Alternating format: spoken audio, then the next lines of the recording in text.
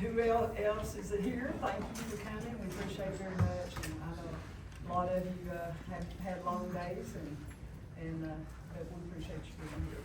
All right, I'll read the ethics statement. Board members are reminded that it is our duty to avoid conflicts of interest and the appearance of conflicts of interest as we handle the work of this board. Does any member of the board know of any conflict of interest or any appearance of conflict with respect to any matters coming before us at this meeting? If so, please state them for the record. I think I have to recuse myself because of something that's in closed session, so I need to say that. Okay, and we can talk about it when we get in closed session, but we're Yeah. not acting on it until after closed session. Oh, okay. Well, I'm recusing myself, so y'all know. If during the course of this meeting you become aware of an actual or apparent conflict of interest, please bring the matter to the attention of the chair. It then will be your duty to abstain, excuse me, abstain from participating in discussion on the matter and from voting on this matter. David, would you do our invocation? Let's pray. Gracious Heavenly Father, we come before you today thanking you for all the many wonderful blessings you've given us. We thank you for the beautiful day that you give us. We just thank you for the beautiful area, the beautiful creation you've given us to live in and to work in. I just pray that you will be with each one of us tonight as we do the business of our school district. Let us always keep in mind that the most important thing is our children. We just pray for all of those in our community who are hurting or burdened with heavy hearts, especially those who've lost loved ones recently. We just pray that you'll give them peace and comfort during their grieving period. Just thank you for all that you've done for us. Be with our children during the summer months. Watch over them. Thank you for everyone who's here tonight, who's here because they care about what goes on in Avery County Schools. And again, just be with us. May all that we do here tonight be pleasing unto you. For actually all these things in Jesus' name, amen. Amen. Do the pledge of allegiance. Pledge allegiance to the flag of the United States of America and to the republic for which it stands, one nation, under God, indivisible, with liberty and justice for all.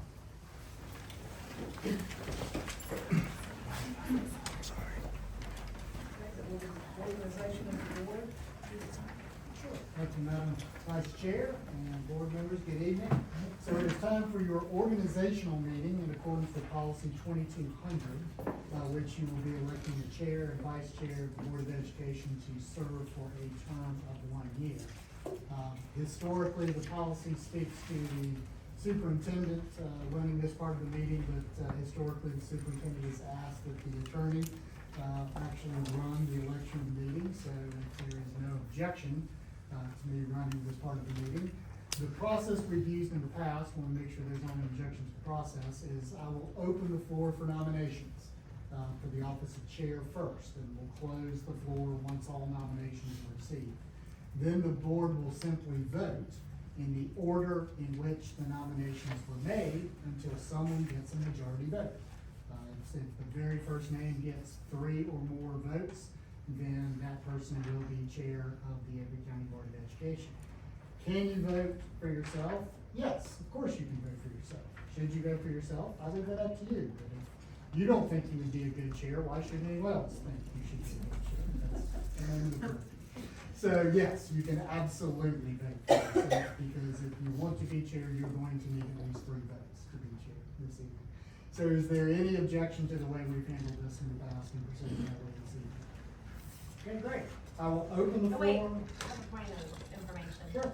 So in the previous meeting, I asked specifically what the roles and responsibilities were for a chair, right? So it wasn't really answered It's in the specifically. policy. Right, so I pulled everything from the policy. Yeah. So I noticed that 2210 and 2340 are in direct conflict. One says, the latest one, the one where you guys voted on it in June, before we joined the board, said that the chair can vote, but 2210 now says that the chair cannot vote. So which one is it? No, I addressed that. You do not pass, and if that needs to be changed, I actually addressed that directly.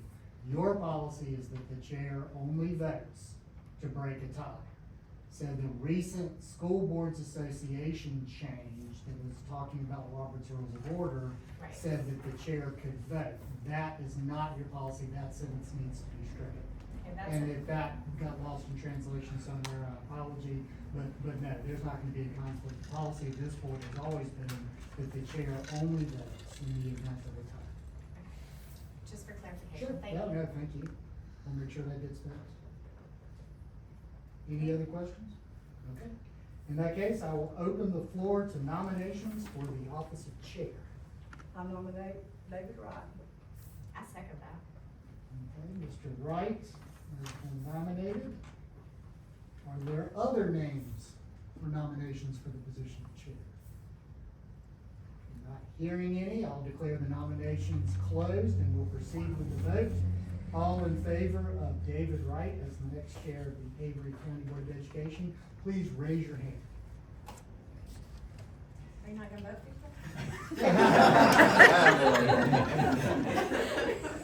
By a vote of 5 to 0, Mr. David Wright, now the chair of the Avery County Board of Education.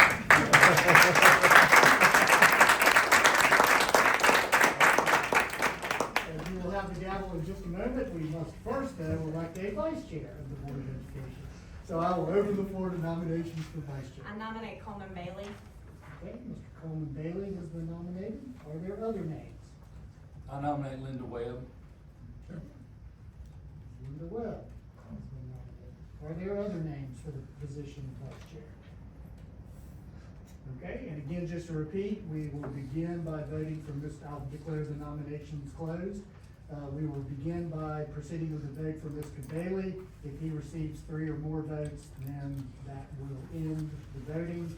If he does not, then we will move to Ms. Webb and take votes on her. So again, for clarity, please raise your hand. All in favor of Coleman Bailey as the vice chair of the board, please raise your hand. Okay, that is 2. That is not a majority. We don't make people vote against people. You have to have a majority to be chair. So we'll now move to Ms. Webb. All in favor of Ms. Webb as vice chair, please raise your hand. Okay, and that is 3 votes. So congratulations, Ms. Webb, vice chair of the Board of Education. And now you can either play musical chairs or simply hand him the gavel, but you are now the chair of the board. Mr. Wright, you will proceed with the meeting. All right. Well, I just want to say, first of all, that it's an honor and a privilege to serve as your chair. Avery County Schools mean so much to me. Came here in 1985, been here a long time, raised kids here, so forth, but it means a lot. That's why I'm still doing something with the schools, and I really ask for your support, not only for me, but for this whole board, and for our school system in general. Let's support each other, and let's encourage. I think encouragement is a magic word. I think if we could all encourage each other to do our best, to do our parts, and let's all be on the same page, because everybody in this room is about the kids. You know that. Everybody, no matter what we do, it's about the kids somewhere in our district. So again, I take this job serious. It's going to be busy. It's going to be time consuming, and it's a commitment. But I'm looking forward to do it. And again, with your support, with the support of the board, we can be one of the greatest school systems in North Carolina, because we have the people here. That's why I'm still here since 1985. It's the people that I've met and come to know, and it's so great to look out there and see people like that I've worked with, my colleagues and my friends, and I just want you to know this board works hard. I tell you, I know the new members are gonna do the same thing, but the old members, we've been here close to midnight before working on stuff. So we're committed, and again, we need your support. And I will say this, we seek advice. we love advice, y'all. And we're gonna admit our mistakes when we make them and try to do better. Nobody's perfect, but I assure you that we're gonna do our best. So thank you again, and, the procedures and all that of the chair, I'll learn as I go. I got Hannah, I got Chris to help me. I was the mayor of Crossmore, we were very informal, okay? We just did things really informal at Crossmore. That's why it's such a great town, one of the greatest towns in Avery County. I won't go that far, okay? All right, okay. Let's move on. It's time for the approval of the agendas. This is for July 14th, 2026, the open and closed agendas. Is there a motion to approve? I move that we approve. Second. Thank y'all. All in favor, say aye. Okay, passes. Motion carries. Superintendent's report? Congratulations, Board Chair and Vice Chair. It's always an honor to give my report, and I want to start by telling you that we had a very successful administrative meeting this week. We're really focusing on communication in our system and improving communication, but we're focusing on leadership matters. And leadership does matter, and you have some wonderful leaders at central office level, at school level, and when you're getting ready to hire a superintendent that is going to be very blessed to inherit this school system, because you have some talented people out there that are working very well together right now, and I'm proud of that. I wanted to see this from the minute I walked in, that we started having real productive meetings where people actually listened to each other, and they focused on kids, and they tried to be innovative and be very progressive. And yesterday's meeting was like a prayer meeting for me, because I sat back and watched them all work. It wasn't anything I did, all right? It's absolutely the Lord blessing the system, but what really happened is leaders stood up and actually shared with each other, and they're not working against each other, working with each other. And that means central office working with them. You have a wonderful team at central office. You've had some outstanding people. We've put some new people in there that are outstanding. They're gelling well together. They have their duties. We're working hard to make sure that we make a difference in children's lives every day. And the biggest support for central office services is to support the classroom and to support those individual principals, to make sure they have what they need, and that classroom teacher has the support they need to be successful. Because it's all about the kids, not about what role you're doing in this organization. We're all part of the same school family, and that school family should be focused every day on having a professional organization that beats our surrounding counties. We should never come in second to any of them. You have the best kids in the world. You have some of the best resources in the world, and the parents that have reached out to me have been more than supportive about saying, we just want what's best for our children. You know, that's what everybody in this organization wants. So if we can keep open communication and we can build trust, we're building trust now with county commissioners. That should have been happening a long time ago. It's happening every day now. And I think that's critical, because they want the same thing you want. They want our children to be successful, and they want a future for Avery County. And it takes us being transparent with them and not playing budget games with them, but working together. And we've had our budget folks, especially Ashley, working closer with Caleb. And I've watched that develop over the last few months, and it's beautiful. It's working very, very well. And I do think that will go a long way on building that collaborative atmosphere that all of you want. You want that. You told me you wanted that when I first came, and I'm trying my very best to make sure that we do all the steps taken to get the momentum for you to achieve that when that new superintendent comes in. Because if I was younger, I'm going to tell you right now, I would take this on, and I would beg you for that job. That's going to be a wonderful job, and you will have people that want it.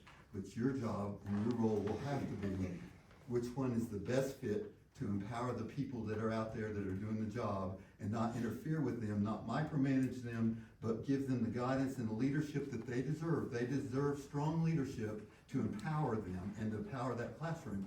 And that key position, that superintendent's position, is what will allow that to happen. So the biggest role that you have right now that you have new chairs, vice chair, and the new members coming on, I want to welcome the new members in this report and say thank you for stepping up, because this is not an easy role. And I've been in this a long, long time, 40 years in public schools.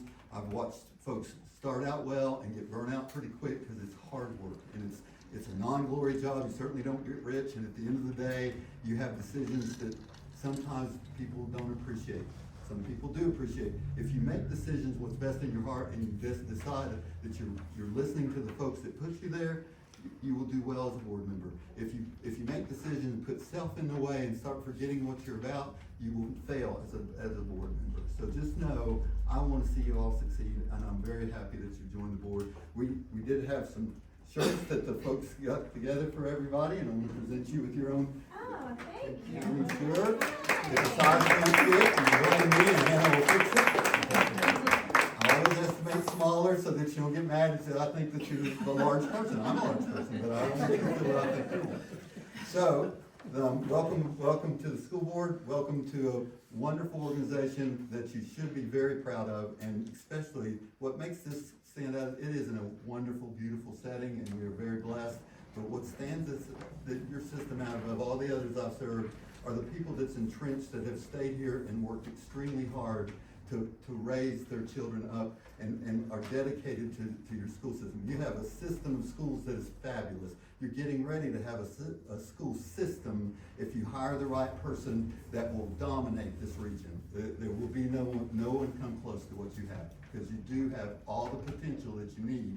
If we can get the communication in place, we can certainly get the funding in place, get everybody getting away from using technology inappropriately, but use it appropriately, not as a babysitter or a worksheet.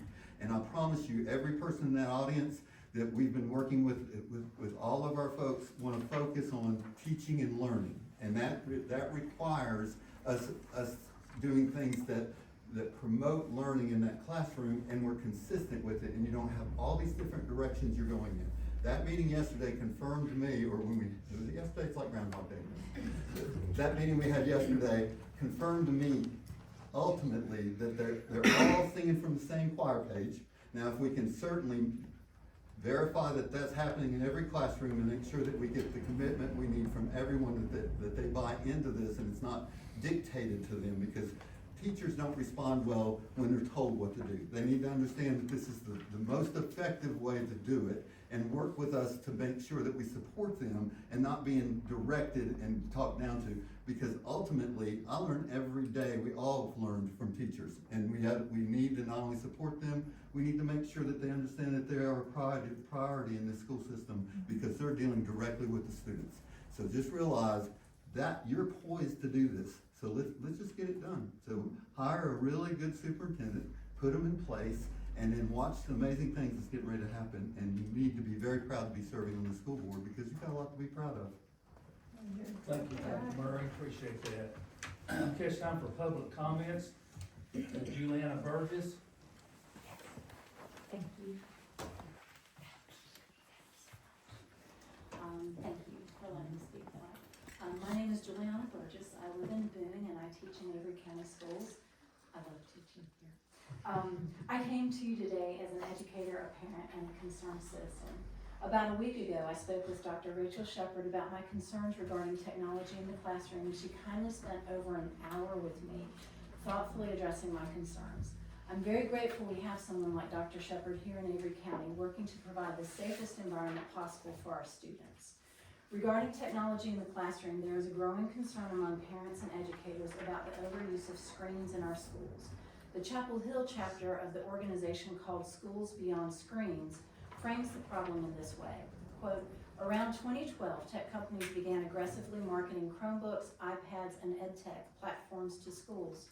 They made grand promises of revolutionizing education and preparing our students for a digital future. More than a decade has passed. Billions have been invested. The results? Test scores across the nation are at historic lows. The achievement gap is widening. Students are graduating less digitally literate than previous generations. We also need to consider privacy concerns, harms to health and wellness, the risk of access to inappropriate content, the displacement of critical skills, and more, end quote. The potential harms to our students are real. Recently, a class action complaint was filed against Google when a student in a Utah school district continually accessed pornography on a school-issued device. When his parents discovered the problem, they took immediate action to end the behavior and notified school officials of the problem. Despite the school officials' best efforts, the student was able to work around all safety measures and continue to access porn during school hours. According to legal filings, as a result of his addiction, the student will likely, quote, struggle with pornography addiction and impulse control the rest of his life, which will result in extensive future expenses and lost wages. These struggles will likely continue to diminish his ability to learn, work, and form and maintain meaningful relationships with others. Clearly, measures need to be taken to address these problems. I'm thankful that Dr. Shepard is looking into training teachers how to use Apple Classroom, which she explained to me provides a tool that allows teachers to monitor students' screens during class time. And I would like to make a proposal for the school board and the technology support team to consider. Please consider putting teachers and parents in charge of the school-issued devices rather than students. This proposal may seem radical, but such a program is now in place at McPherson Middle School in Kansas. The proposal came from a teacher on the faculty at McPherson. She explained that she was spending more class time managing machines rather than working with her students. The school now uses traditional books, pencils, and paper methods, and the teachers bring technology into the learning process when it can provide an aspect that pencils and paper are not able to provide. Thank you very much. Thank you, Ms. I have Burgess. some Appreciate questions, it. if you're willing to take some questions. Am I allowed to? Yes, for clarification. Okay, yes. I can do that, right? Yes. So in your research, you said that in 2012, tech companies marketed in the schools. Like in terms of like, do you feel like Avery has been marketed? Do you feel like Western North Carolina has been marketed as well? Well, I don't know the specific history of Avery County. I do know, since I live in Watauga, I do know that in Watauga, it was very big. And I don't remember the exact year. I remember that when Watauga High School became the new Watauga High School, that they left the old facility and built the new facility. A big part of it, that something that they were very proud of, was that they had one-to-one device program for their students, and that was something that they touted, because at the time we thought that this was a wonderful new. Yeah, of course, it's all something shiny, I get it. So do you feel that like you would have the support of teachers and staff to kind of go back away from screen time? Do you feel like that's, have you seen a personal impact? Like have you witnessed it yourself? Yes, when I worked in North Wilkes Middle School a couple of years ago, I taught ELA in 6th grade, and it was definitely a problem. I really related to the teacher from Kansas who said she spent more time managing machines during class time. There were lots of problems, and I won't go through all of them. There were different kinds of problems, but I thought to myself many times, if I just had books and paper and pencil, we'd be rolling. But we're not, because we're dealing with machines. So I don't know exactly how. I'm sure there are some teachers that are fully into the one-to-one program and might find it difficult to change what they're doing now. I think teachers that are my age would probably say, yes, let's do it. They would be more likely to say that, because we know what it was like when we just worked with books and paper and pencil. Okay. Exclusively. Thank you. Thank you so much. Thank you. Okay, next we have Neil Wilson.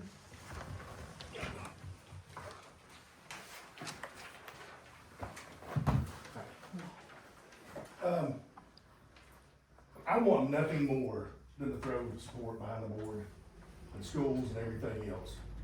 But when you want support, the number one thing we're gonna have to change is trust. Because for the last 10 years, with multiple superintendents, with teacher intimidation, with all the junk that has gone on, I'm not gonna speak for everyone else, but I hear enough out in the community to say this boldly myself, there's not a whole lot of trust there. When it's troubling to me to look on the website and see that applications for superintendent are not coming to HR, but are instead going through the attorney's office.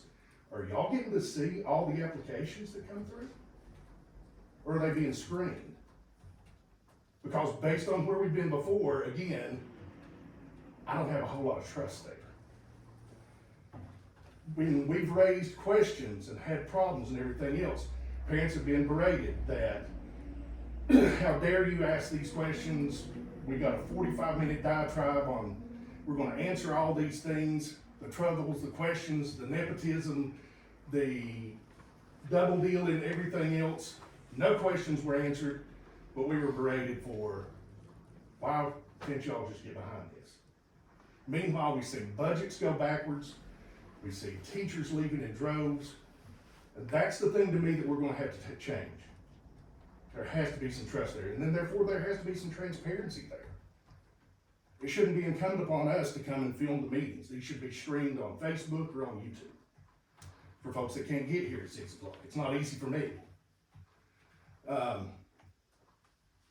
And truly supporting the teachers and the folks that are here on the front line every day and sitting down and listening to the troubles that they've got. And when we hear those feedbacks and we see the transparency, and I think it would be wonderful to have forums with the candidates, if you narrow it down to 3, to let us meet them and give feedback, because that's where we want to support. Because if things keep being done behind closed doors and in back rooms, we don't trust you. Can I ask a question? I'm sorry, Neil. Yes.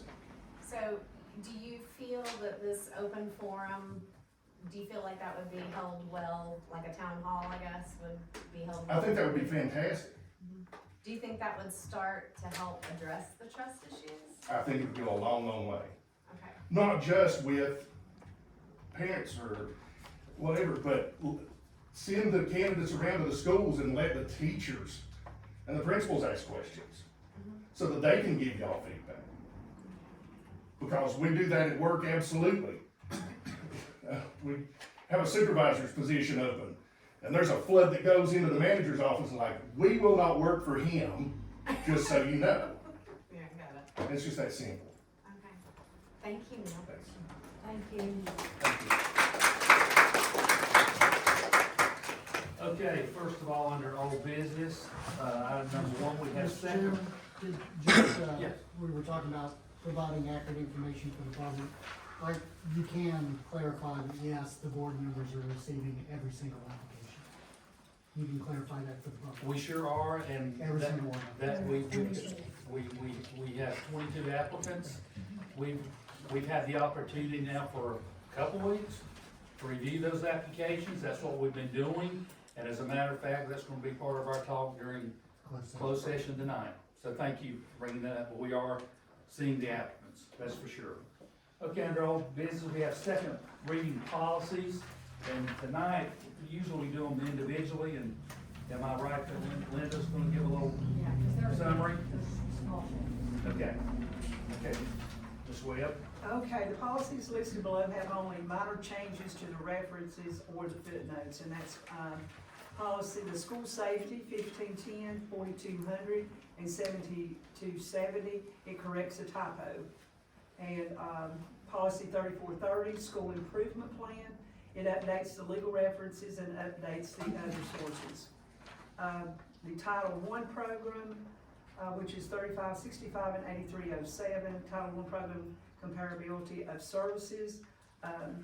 Title I program created to improve the academic achievement of educationally and economically disadvantaged children. The Avery County Board of Education will participate in the federal Title I program. Policy states the board will maintain the required state and local funding to remain eligible for Title I funds. Use Title I funds to supplement, not replace, existing funding and ensure all schools receive comparable resources, staffing, instructional materials, and equitable salary scales. Let's see, and policy 7530, military leave, there's just updates to the legal references and updates a footnote. Update to section D on the comparability tested. The superintendent shall direct the Title I coordinator in conjunction with the finance officer to conduct comparability tested before November the 1st of each school year to assess the equivalent distribution of state and local resources among schools. Thank you, Ms. Webb. I'd like to remind everyone, of course, all these policies are online, easy to access. If you would like to look at them further, do we have a motion to Oh, approve? I have a point of information. So on policy 30, On 3565/8307, it looks like it's a little bit more than just the references, it looks like an entire paragraph is replaced. Yes, So that I'm is- sorry, I apologize, I didn't see the second page. Okay, I can read that.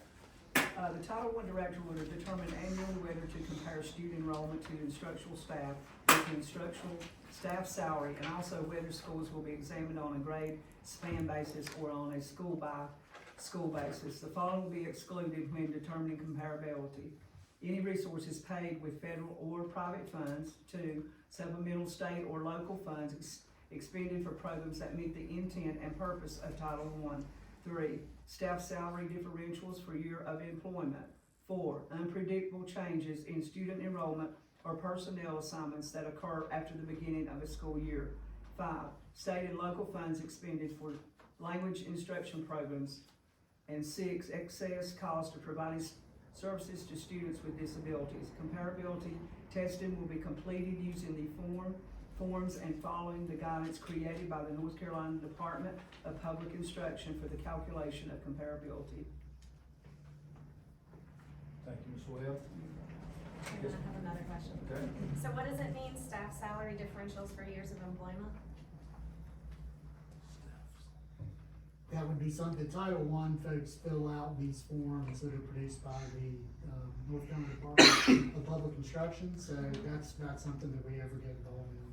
So I assume that all of these criteria are listed in the form, which is prescribed by the federal government on Title I funding, but that would be a question for your Title I director. Okay, any other?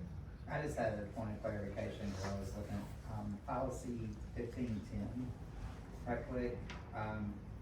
If this part about the school buildings being safe and free from hazards, and the principal reports it, where is that documented that this has actually been reported or not reported? Like, is that somewhere? I'm just wondering, because I didn't see it in the policy. Like, for instance, the fact that the mini theater has a catwalk that sometimes turns into a gigantic bug zapper.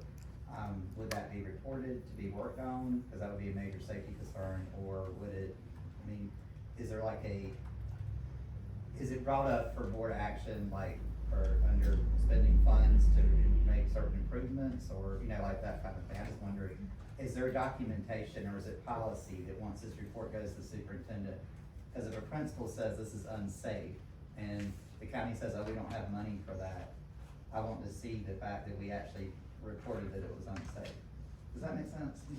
Right. Traceability, is that what you're saying? Yeah. You want traceability to say, hey, well, we brought this safety or health issue for remediation, for funding, whatever. Historically, I think administrators have gotten the idea that they can make the report if there's no money for it, so well.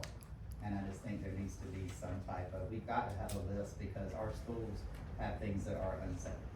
I think there are two ways it's addressed, and correct me if I'm wrong. Number one would be work orders, which may be something more simple than what you're describing. But then capital outlay, where we prioritize, and principals are the biggest part of that with the superintendent, starting that process. And then it's prioritized by safety, and that's one reason we're having more meetings with the commissioners right now, to really talk about that together, so everybody can see where the money's being spent, and more eyes are determining the priority of health and safety. To specifically address your concerns at the superintendent level, and that if any administrator comes to a superintendent and it's rated as a safety concern, that absolutely, the principals know that's something that we are not gonna ignore. Now, if it's cosmetic, or if there's a possibility of something, if there's a bug zapper going on, I'll get somebody electrocuted. My friend, I will not only fix that, but you'll hear about it probably in the superintendent's report by Thursday. Okay. So just realize, that's gonna be the trust issue that the gentleman spoke of, and that trust issue has to begin at your superintendent level, and they has to build trust with your principals, your central office staff, everybody in the system, and then once that's there, then you can start addressing why all the turnovers happened and why people don't trust each other in the school system. When you have that much turnover, there's no continuity. If you don't have continuity, and you can't build that with me, you can't count on me as your superintendent to tell you that this is happening, then you're going to have those issues out there. So that's why selecting that person is critical. Get the person that you can build trust with, that's transparent, they can build trust with parents, and that they feel that they're being listened to and not spoken down to or totally ignored. And when you start shoving safety concerns out of the way, that's, everybody will scream that's liability. Well, that's somebody's child. You know, and ultimately, I don't want somebody's child injured under my watch. So the safety issue will get a good superintendent's attention immediately. It prioritizes above everything else. But we are addressing them now, right? We're not We waiting. we are absolutely addressing them now. Okay. And then just for clarity, so Michelle, you said that like the capital funding is talking about, so you do prioritize safety, health above, like, I don't know, pressure washing. Yes, I mean, there are certain contracts we have that are renewed annually that we pay for, and we know based on that budget until that's dealt with and finished. But other than that, the next priority is safety and health. Okay. So, I think the process has changed a little, and principals had a great deal of workings in that this year, and so did directors. And if anybody wants to speak on it, I think it started a new process with Ashley and everybody that worked well.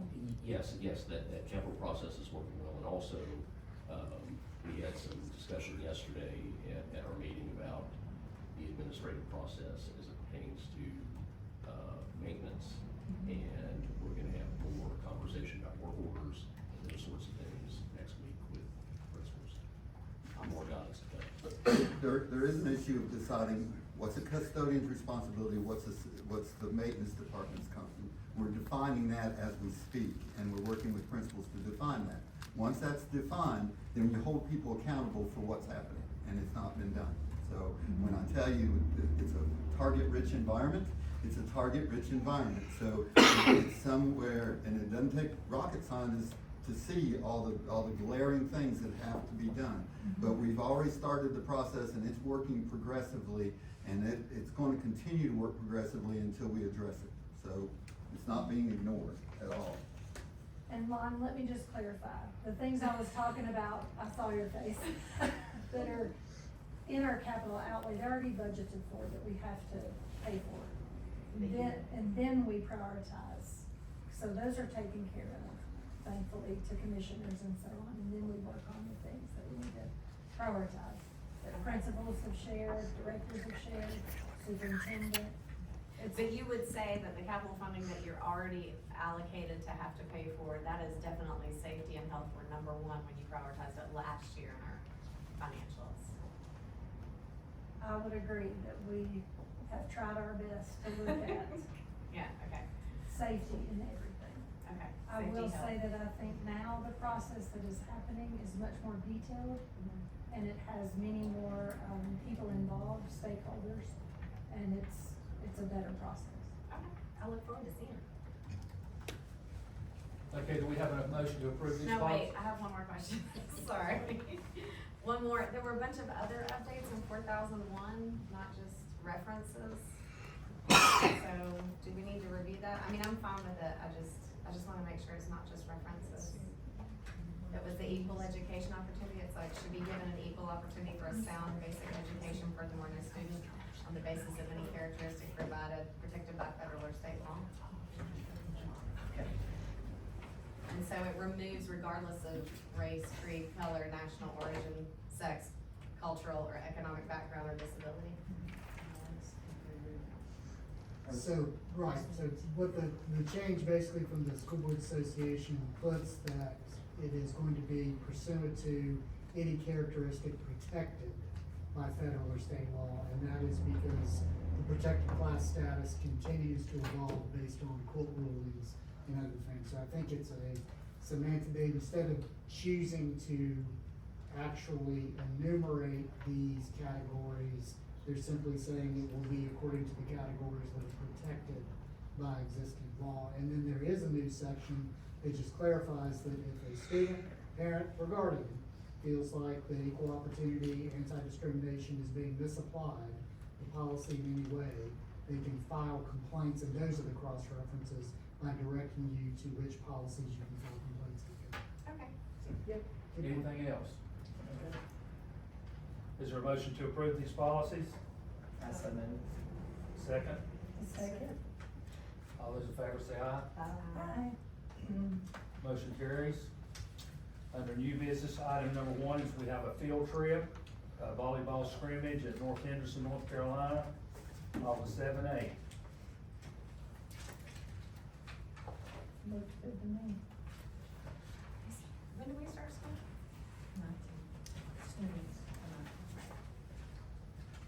Is there a motion to approve? Point of clarity real quick. Okay. Are they gonna be getting in water or anything on this trip? Get In what? Like water? Like, are they going swimming? Are they going rafting? Is there like an agenda? The only information I have is what is We're going down presented to a here. volleyball scrimmage. But they're staying behind? Still in the mix, yes. Do you have a concern? Colin? I just wanna know what they were doing, what they were saying. Like, is there, I take it, this principal's here, but we have probably like, for overnight trip, we have a certain like chaperone ratio, Mm-hmm. and that's gonna, that, Is there a motion to approve the field trip? I make that motion. Second? second. Any other questions?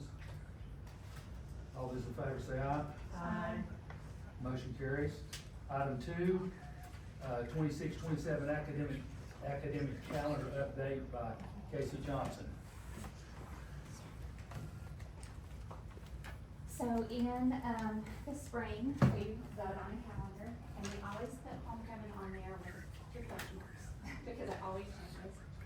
So it changed in, June to October the, 23rd, and then today we got an update that it's going to actually go to, August, I knew I was gonna say that, September the 18th. It's okay, September the 18th, and the reason they changed it, back into September is because of concern with weather it being cold, so it's just information, we've updated that, homecoming to September the 18th. Thank you, Casey. Yes. Appreciate that. So Casey, real quick question, so what you're saying is on the calendar that you sent us, like, so it should be stamped or something, is there a specific, I'm sorry, I don't know what the color code is. There is. Oh, yes, it Yeah. is, The it's gaps blue. go early for homecoming. It's a early dismissal, it's blue. Mine isn't blue. This change happened You in may have lunchtime to today, refresh. so Oh, okay. in your notebook, and new changes in your notebook. Yes, and the change did happen today, so I just need to update the, where it says updated, I just need to change it to blue. Something on All right. this. Okay. Thank you. You're welcome. Thanks, Casey. Okay. Item 3, Ms. Pittman will present Moving Forward Together, a vision for exceptional children presentation. April, make sure the clicker's on, there's a pen on the side.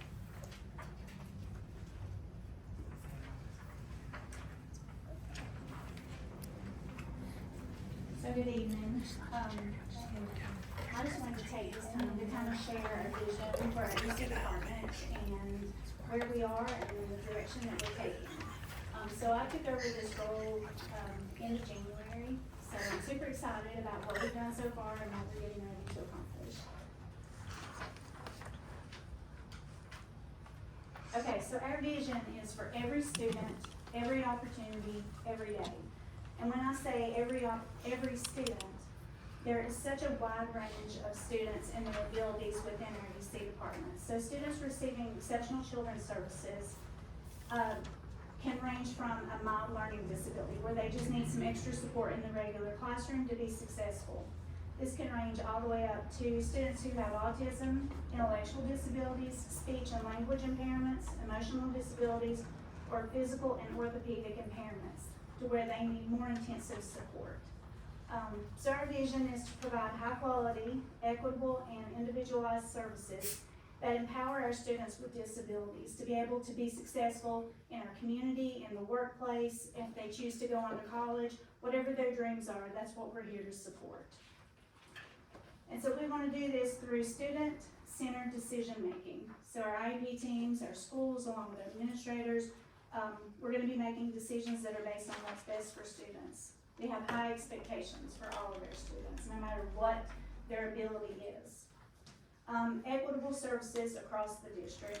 We want to collaborate with our families, our teachers, and our administrators. And we want to continuously be improving and being in compliance. So we have made some restructuring already, and I'll be the first to say change is difficult. I'm not a fan of change, but in order to grow, we have to change. So some of those changes have included aligning our staffing needs with student needs to make sure that we're maintaining high quality services. We now have 2 extended content classrooms at the high school. We will not have one at Avery Middle this year because there's not a need right now. The other will be located at Newland Elementary. And we're gonna continue to provide inclusion service and specialized instruction based on individualized student needs. So strengthening our instruction. We really want to focus this year on strengthening inclusion, to where EC teachers are collaborating with our gen ed teachers in the classroom as well as outside the classroom. We're gonna provide some planning and some opportunities for them to grow in this area. We do a great job, I think, with our pull-out, but I think having more push-in with our students would be beneficial for all. We want to balance our least restrictive environment with individualized support, and as I talked about, the collaboration between our gen ed and our EC teachers. And then we definitely want to focus on instructional practices and the focus for what students need.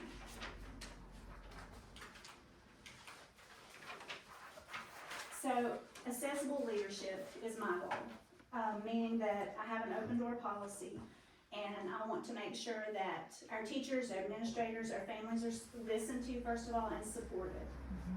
We want to make sure that we're providing that regular time for coaching for our beginning teachers as well as our veteran teachers, and that we're all learning together. We want to make sure that we are implementing IEPs and that they're evidence-based on the instructional practices. We want to assist with problem solving, student concerns in a timely manner, and that also means answering any questions that parents may have as well. And in doing that, we also want to monitor our compliance and make sure that we are writing IEPs that support high quality instruction for all our students. And we want to celebrate the successes of our students and our staff. I think that's very important. And I also want to provide 2 family engagement opportunities. We're going to plan one for the fall and we're going to plan one for the spring, where families will be able to come out.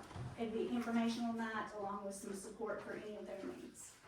And then recruit and retain outstanding EC staff. It's really hard to hire EC teachers. So one of our goals is going to be to build from within and look at some of our existing staff. And we already have 3 that are enrolling in the program at Appalachian to go back and earn their degree in EC services. So we're super excited about that.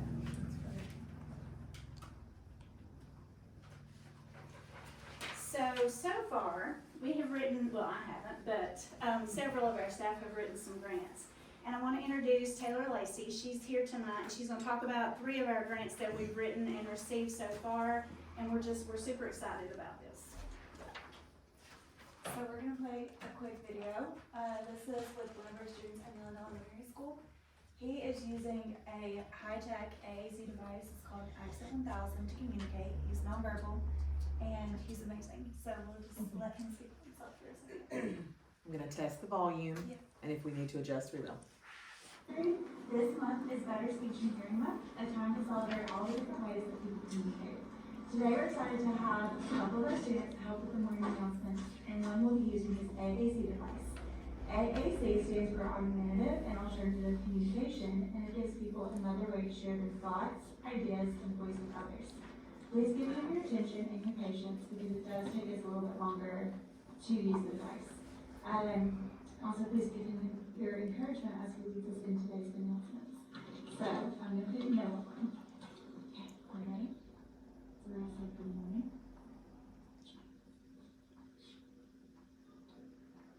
Good.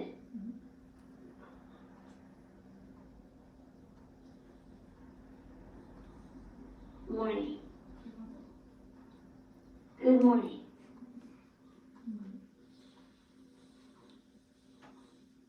My.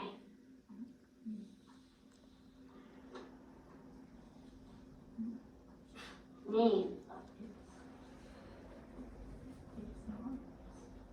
Is. N. O. A.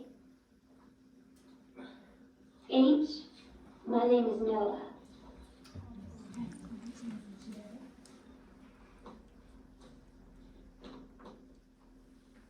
Today.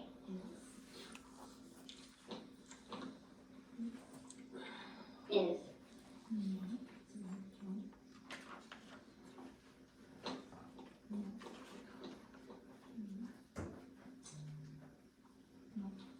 June. Not June. We're gonna try that again. Sorry. So today. We're on the internet. Today. Like the intercom, Is. that's why I'm talking into the telephone, so you know.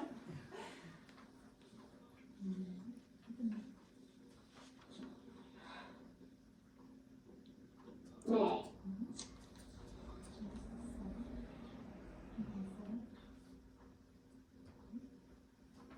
Seven.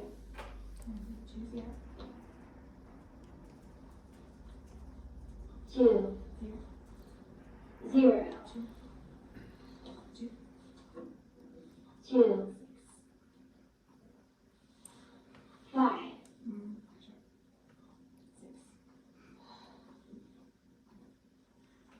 Six. Today is May 7th, 2026.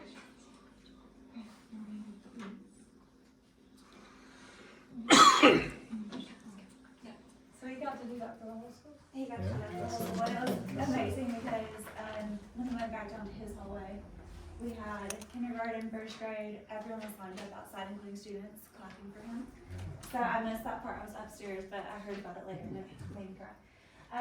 But yeah, he's phenomenal, so this is one of our reasons why, this is who we want to include, just one of the many people we want to include, but this is a great example. So now, I'll get started on this.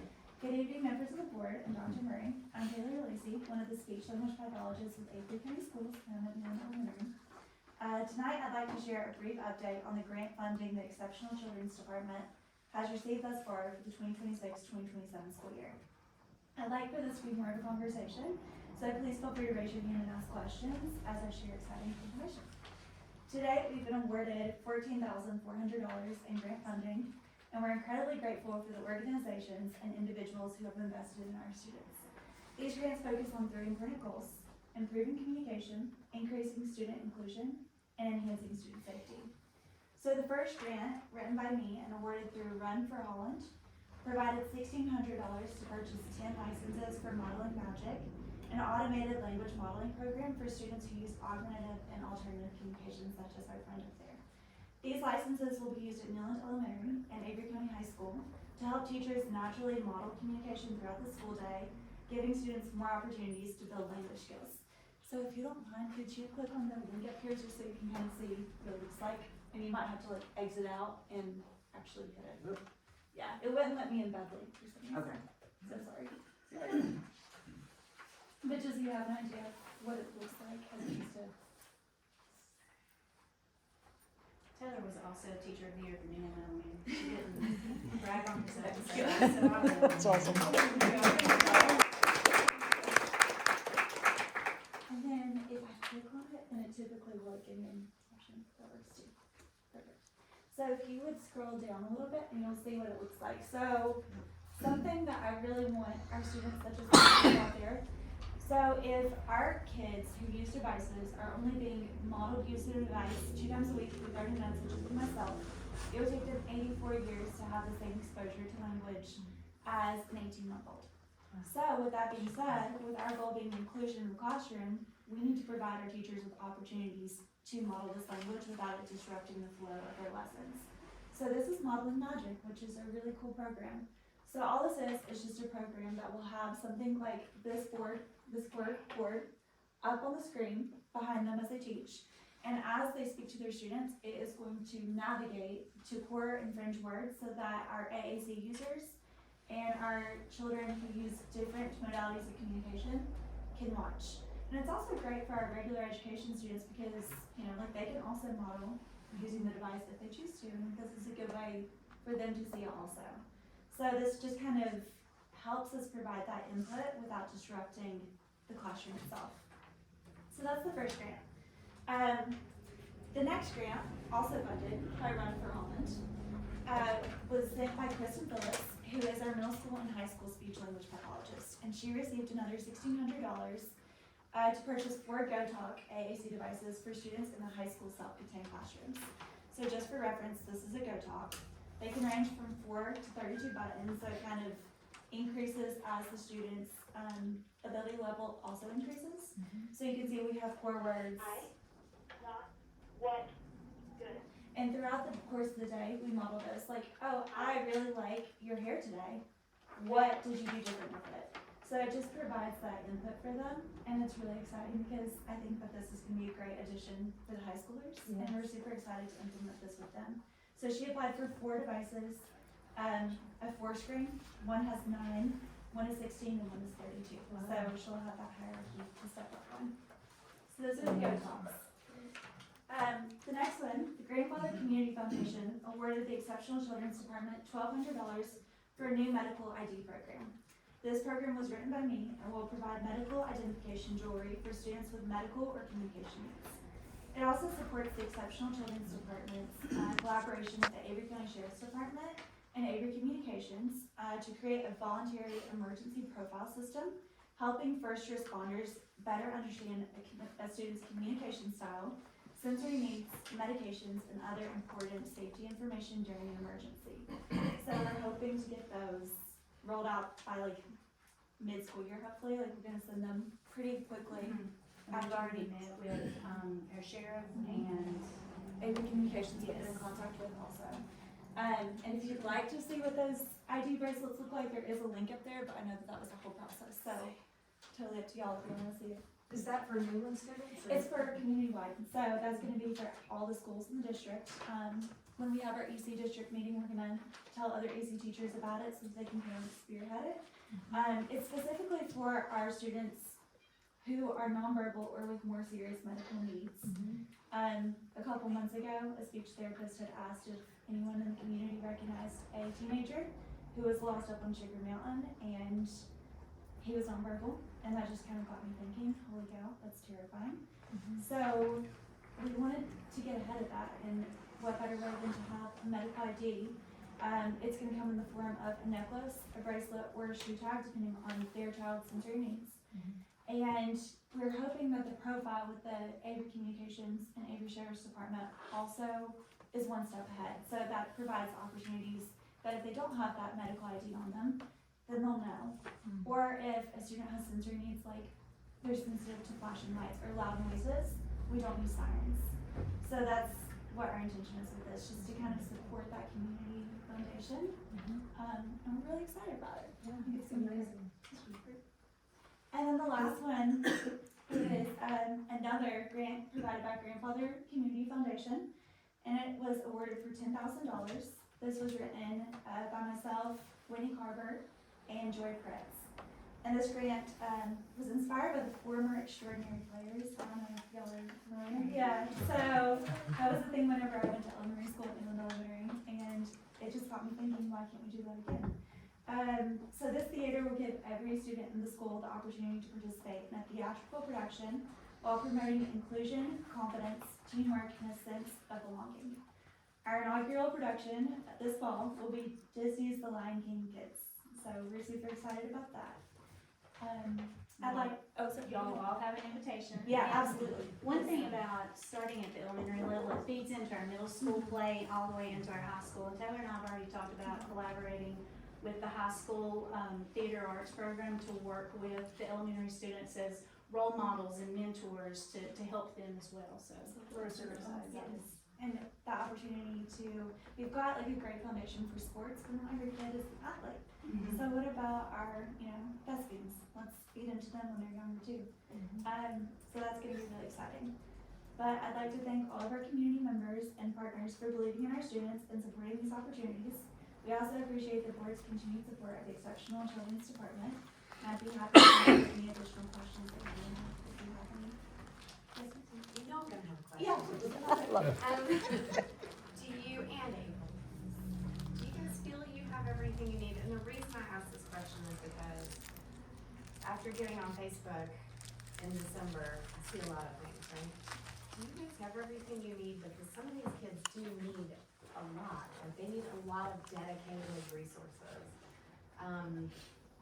And, you know, maybe extra things, right? And I don't know what those are. I'm not an EC expert, that's what I'm gonna leave to you. You guys have done an amazing job, like all the extra work that you put in here. Do you have everything you need? Be honest, because if you don't tell us, we don't know. The finance department and I are working together. Our budget's not complete for this year yet. So once we see what we have in our budget, and then like Taylor and I, we're all gonna start writing some grants, but that's not to say that we might not have needs and we might have to come and ask for what we need. And do you feel open to, you know, after you've talked, because Ashley, you gotta talk to Ashley first, because I know that. That hopefully you guys feel open that, and, you know, that you can come to us if something. Absolutely. Okay. Absolutely. Would you mind sharing about the state EC funding ratio? The percentage. I should, The state will fund up to what percentage of EC students in like? 13%. 13, and what is Yes, our 13%. what's our current head count? Our current head count is 243 as of last December. That's subject to change when the summer school starts. So we're definitely above the 13. Absolutely. by We are June. more like, I think we were at 21%. Yeah. We are, and that is something we are working on, is really looking at, the needs and why we're identifying, making sure we have the data to back it up to support. Do they really need specialized instruction, or do they just need that extra push within the core, and making sure that all of our students are receiving that core instruction with high quality teachers, and then where the additional support is needed. Yes. Do you feel that you have, like resources at every school? Like, I guess I'm a little bit confused on how this works. So like, if a parent brings a child into the system, like they're a kindergarten or pre-K or whatever, you know, whenever they start, is there, like, you accept them first, right? And then you evaluate them? Like, do you feel like you have enough time to evaluate them and make sure that, you know, they have the appropriate support? Or do you feel like that's rushed? Or normally do they come with something? I don't know. I'm just kind That can vary, depending on, some are already identified before they enter kindergarten, some are not. And we have great teachers at every elementary school that are quick to pick up on needs if they need something extra. And then we start that referral process. So within that 90-day referral process, we're looking at the students, we're still collecting data while we're in the evaluation process. So I do feel like we have enough time to fully evaluate. So what's a referral, like what would a referral process do, like where you'd send them to school, or what do you mean, like what if they need another teacher or a TA or one-on-one? A referral process would just start the EC referral process. So do they need specially designed instruction within, the classroom setting? What would that look like? An evaluation process is with our school psychologist. And it's with an entire team, an IEP team that looks at all their needs and looks at where they are and what would it take to get them back to grade level. Okay, so like, but if a child wanted to go to, and I'm just, I don't know if she's here, but if a parent wanted, said, I have to have them at Riverside, like, we'd have them at Riverside, there would be no problem with that, or if I had to have them at Crossnore, cause that's where they live, like, is If that, there, are there changes, like, are there things that schools have, like one school has and another school doesn't have? That's what we're working to reduce. Okay. I know that right now a lot of the resources have been at Newland Elementary, but that's why I want equitable services across the district, no matter if it's elementary, middle, or of course one high school, but no matter where they are, they can receive the services that they need. However, we do have our, extended content classes, which are students who are on Extend 1. Those classrooms are at Newland Elementary. We did have one at Avery Middle. We will not this upcoming year because there's just not the need, and then 2 classes at the high school. Thank you. Thank y'all Thank so you. much. Thank you.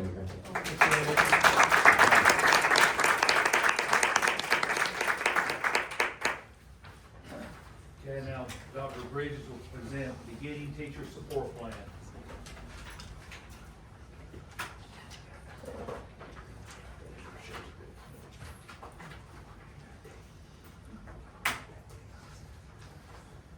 Well, good evening, everybody. I wanted to spend just a few minutes talking about our beginning teacher support program.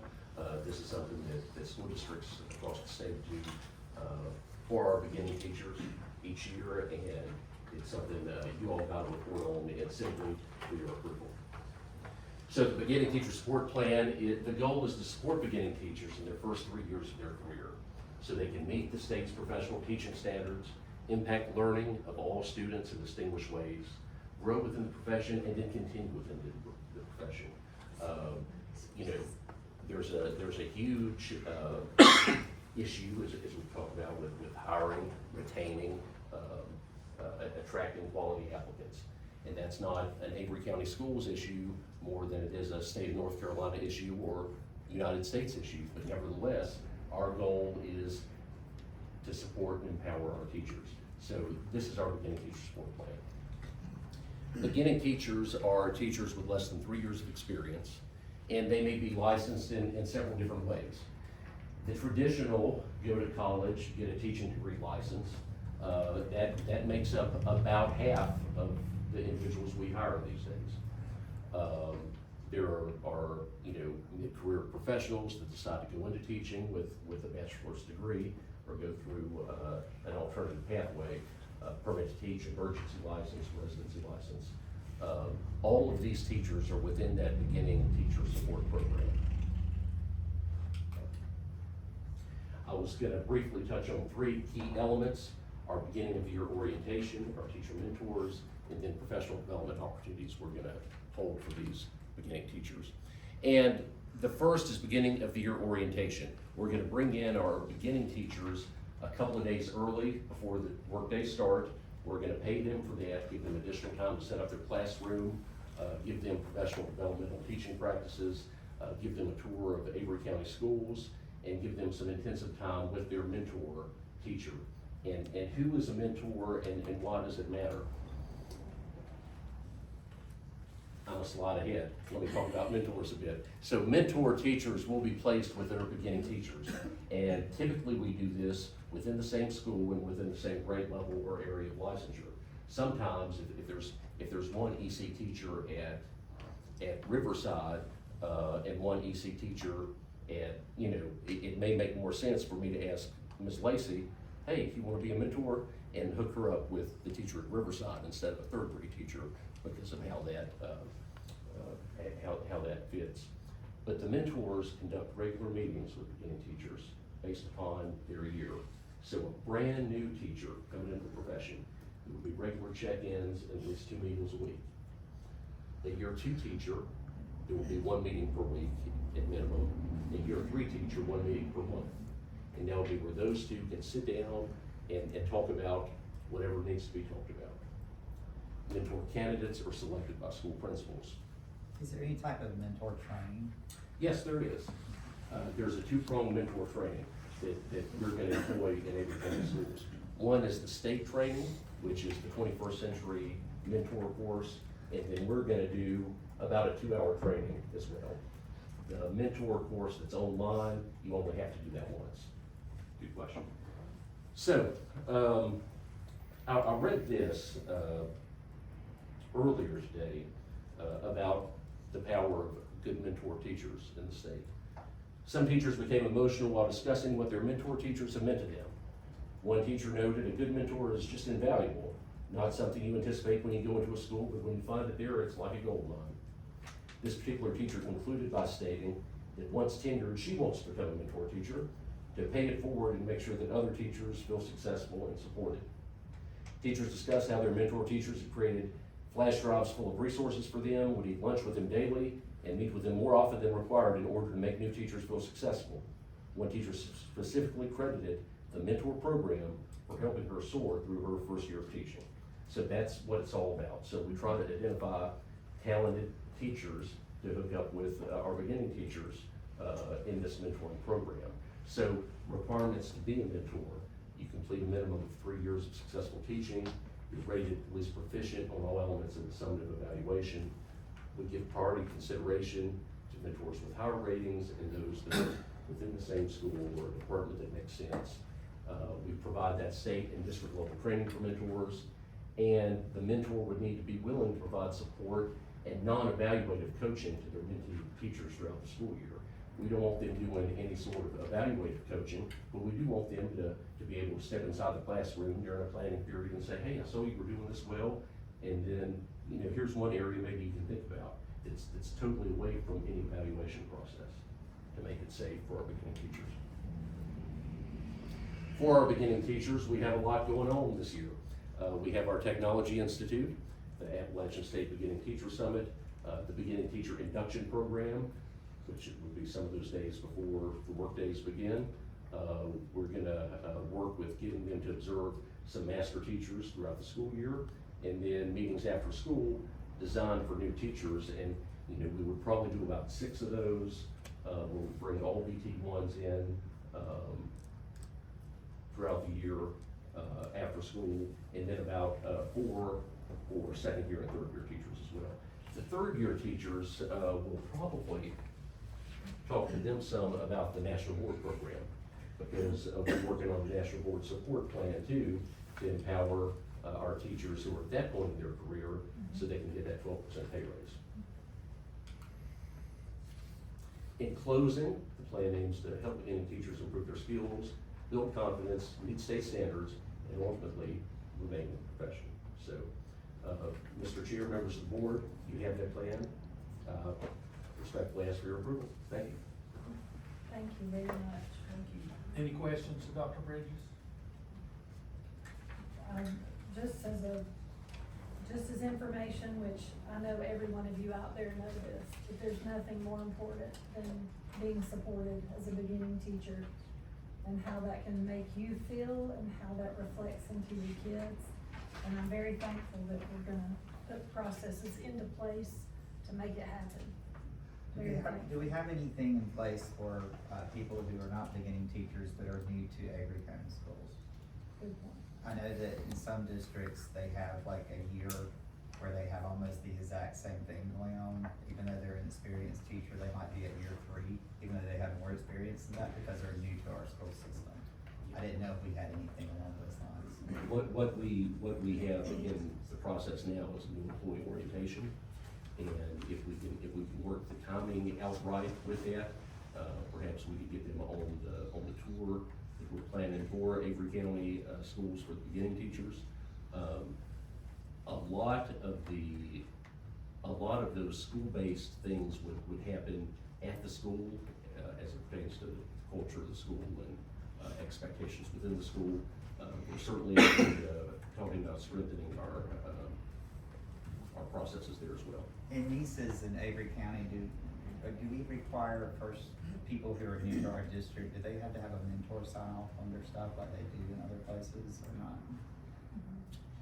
That would be linked to their professional development plan. Right. The mentors would not see the evaluations in these, I meant like but they would see their professional development. So like for teachers that are first year in our school system, would that be part of their Yes, sir. evaluation Yes, sir. plan? Yes, sir. So they would be pulling on some of these same mentors then for that probably?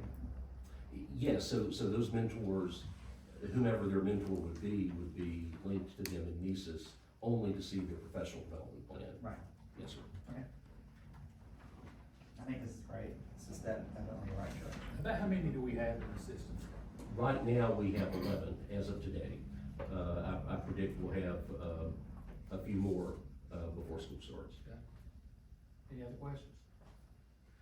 Is there a motion to approve the beginning teacher support plan? I make a motion. Second? Second. All those in favor say aye. Aye. Motion carries. Okay, important dates. Do I do that? All good. Important dates: August 11th, the regular monthly Board of Education meeting at 6 p.m. August 13th through 18th, the required teacher work days. August 19th, first day of school for students. And September 7th, Labor Day holiday. Okay. Do we have any board member comments? I have one. Okay. David. I'm just glad that we had a good working session. I really wish that, more principals maybe would have shown up so that we could get some feedback and input. But I know that you guys are busy, so I don't expect it. I'm not gonna ask you to come to an additional meeting, but I think we're headed in the right direction. So, that's it. That was gonna be my comment. I really enjoyed our working session tonight.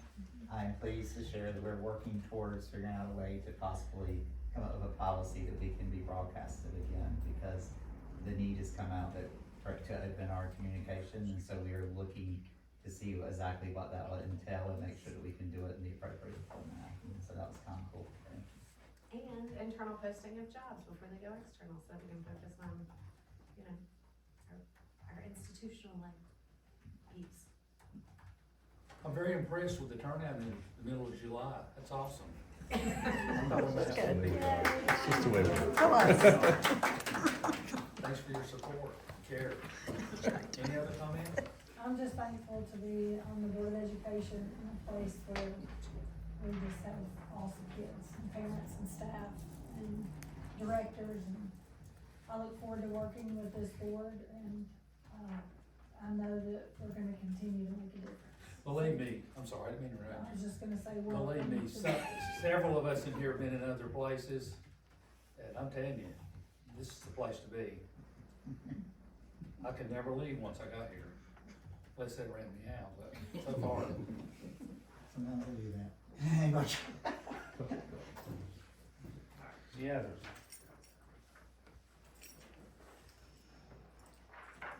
So, Mr. Chairman, there's a need for a closed session this evening as printed in the agenda, so you can take a motion to approve going to closed session for the reason printed. And just to clarify for the board and the public, the superintendent search process is a potential action item. So after the board comes out of closed session, not only will you vote on the consent agenda, but you might have some action regarding the superintendent search process. The reason that's at the end of the meeting is tonight is the very first time that this board has ever been able to look at the candidates and talk about the candidates, and you need to have that discussion, because that will obviously impact how you decide to move forward. Okay.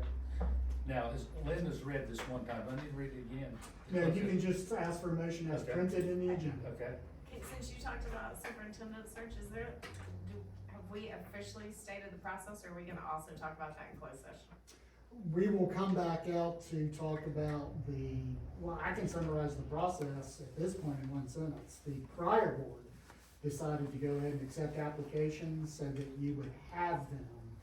You will now decide what the process is. It's up to you. Thank you. You're welcome. Okay, is there a motion to approve the closed session as printed? I make the motion. Second, Second. all those in favor, say aye. Aye. Motion carries. Can I take a break? Yes, quick break.